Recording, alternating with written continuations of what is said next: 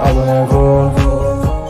Bonjour et bienvenue dans cette vidéo de DNB Physique Chimie 2025 sur l'Asie-Pacifique, sur la sécurité électrique à bord d'un voilier. C'est parti. Un voilier moderne doit être équipé d'une installation électrique efficace et fiable afin de permettre le bon fonctionnement des équipements de sécurité, de navigation et de confort. Ces appareils fonctionnent indépendamment les uns des autres. À bord de la plupart des voiliers, une batterie de 12 volts fournit l'énergie électrique nécessaire à tous les appareils. Question 1 pour 2 points. Précisez si les appareils récepteurs dans les voiliers sont branchés en série ou en dérivation et justifiez la réponse. On sait que les appareils fonctionnent indépendamment les uns des autres, donc ils sont branchés en dérivation. L'atmosphère humide qui règne sur un voilier est par ailleurs problématique. Elle favorise fortement l'oxydation des connexions métalliques en cuivre dans un circuit électrique. Question 2 pour 2 points. Proposez un moyen de protéger efficacement les connexions électriques de l'oxydation à bord d'un voilier. On sait que l'humidité favorise l'oxydation des connexions métalliques, il est donc nécessaire de les rendre étanches. Question 3 pour 3 points. Recopiez l'équation de réaction qui modélise une oxydation du cuivre. Choisis parmi les 4 équations proposées ci-dessous. Donnez ensuite 2 éléments de justification. Une équation doit être équilibrée, c'est-à-dire le même nombre d'atomes à gauche et à droite de la flèche.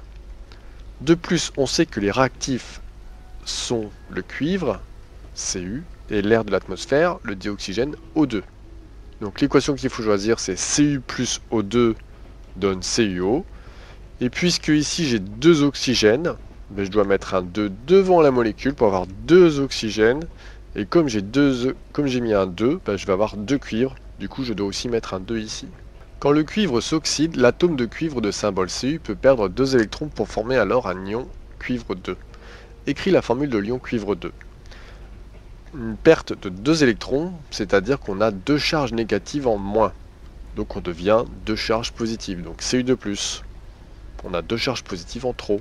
Une lampe tricolore à incandescence est placée à l'avant du voilier pour pouvoir être repérée la nuit par d'autres embarcations. On modélise la situation en laboratoire à l'aide d'une lampe à incandescence de puissance nominale 6 watts et de tension nominale 12 volts. La tension nominale de la lampe la tension nominale de la lampe est la tension à laquelle doit être soumise lorsqu'elle brille normalement. Question 5 pour 3 points. Montrez par un calcul que la valeur de l'intensité du courant dans le fil d'alimentation de la lampe tricolore est égale à 0,5 A quand cette lampe fonctionne normalement. On utilise la formule P égale U fois I. Quand écrit le mot puissance, ce sont les 3 premières lettres de la formule. Donc puissance et puis, donc P égale U fois I. La puissance c'est en watts, la tension c'est en volts et l'intensité c'est en ampères. On isole le I, donc ça fait P sur U, 6 sur 12, 0,5 A. Sur le voilier, la lampe tricolore brille très faiblement, rendant la navigation dangereuse. En effet, le fil de cuivre d'une des connexions qui relie cette lampe à la batterie de la tension s'est oxydé. Le circuit électrique qui modélise la situation est alors équivalent au montage ci-dessous. Dans le cas présent, le fil de cuivre de l'une des connexions oxydées est modélisé par une résistance en série de valeur 47 ohms. La valeur de l'intensité mesurée dans le circuit est égale à 0,19 A. Question 6 égale pour 4 points. Recopiez le schéma du circuit ci-dessus sur votre copie en ajoutant les schémas normalisés des appareils permettant la mesure de la tension aux bandes de la résistance et de l'intensité du courant qui le traverse. Donc j'ai recopié le schéma. On doit mettre l'ampèremètre qui mesure l'intensité en série, avant ou après la résistance, peu importe.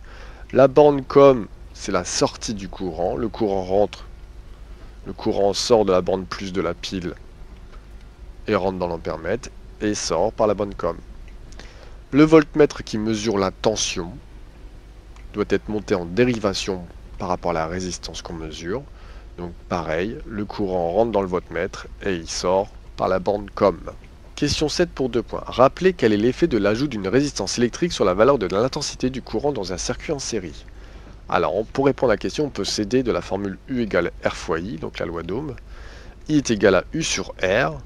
Donc si le R augmente, ben le I va diminuer, car R est en dénominateur. Si tu divises par un nombre plus grand, le résultat sera plus petit. Donc l'ajout d'une résistance fait diminuer l'intensité. Le graphique suivant modélise l'évolution de la tension aux bornes d'une résistance de valeur 47 ohms en fonction de l'intensité du courant qui la traverse. Question 8 pour 2 points. A l'aide du graphique ci-dessus, détermine la valeur de la tension aux bornes de la résistance quand elle est traversée par un courant d'intensité de valeur égale à 0,19 A. Donc j'ai fait le graphique en bas. On se positionne en abscisse à 0,19 A. On va lire graphiquement du coup 9 volts. Dans le circuit précédent, on considère que la tension aux bornes de l'interrupteur fermé est nulle. Question 9 pour 5 points. Déterminez la valeur de la tension aux bornes de la lampe du circuit en s'appuyant sur un calcul. Commentez ensuite le résultat. On va utiliser la loi des mailles, donc c'est-à-dire la tension de la batterie moins la tension de la résistance moins la tension de la lampe est égale à 0. C'est-à-dire que la tension du générateur moins la tension de tous les autres récepteurs est égale à 0.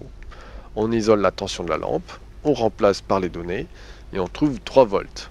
Donc 3 volts c'est inférieur à 12 volts, c'est-à-dire inférieur à la tension nominale, donc la lampe va moins briller.